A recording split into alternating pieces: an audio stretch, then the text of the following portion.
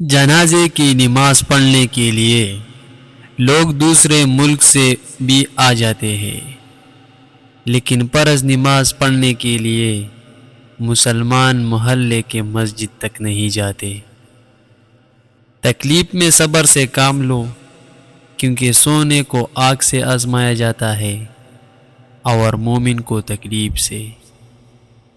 اگر زندگی کو ہمیشہ خوشیوں کے ساتھ گزارنا چاہتے ہو تو غمزدہ لوگوں کے غم سنا کرو، کبھی دکھی نہیں رہو گے۔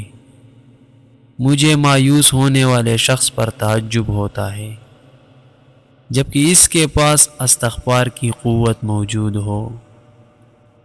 کسی کو تم دل سے چاہو اور وہ تمہاری قدر نہ کرے تو یہ اس کی بدقسمتی ہے، تمہاری نہیں۔ کنجوس کی دوستی سے بچنا، کیونکہ جب تمہیں اس کی سخت ضرورت ہوگی وہ تم سے دور ہو جائے گا۔ جنت کی دو بڑی نعمتیں، ایک اللہ کا دیدار اور دوسرا حضرت محمد صلی اللہ علیہ وآلہ وسلم سے ملاقات۔ یا اللہ ہمیں دونوں نعمتیں نصیب فرمانا، آمین ثم آمین۔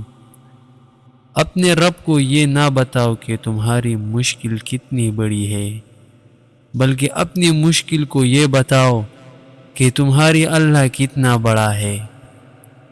اللہ بہتر کرے گا، یہ وہ الفاظ ہے جن سے انسان کی آدھی پریشانی دور ہو جاتی ہے۔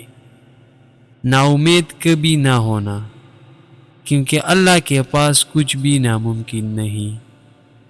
نرم دل لوگ جلدی رو پڑتے ہیں، جلدی روٹ جاتے ہیں، جلدی مان بھی جاتے ہیں۔ حضرت علی رضی اللہ عنہ نے فرمایا، تم کسی کے ساتھ بھلائی کرو، تمہیں اس کا بدلہ برائی کی صورت میں ملے تو سمجھ لو کہ تمہاری نیکی قبول ہو گئی۔ حضرت علی رضی اللہ عنہ نے فرمایا، کبھی کسی کو دکھ مت دو، کیونکہ معافی مانگ لینے پر بھی دل میں درد باقی رہتا ہے۔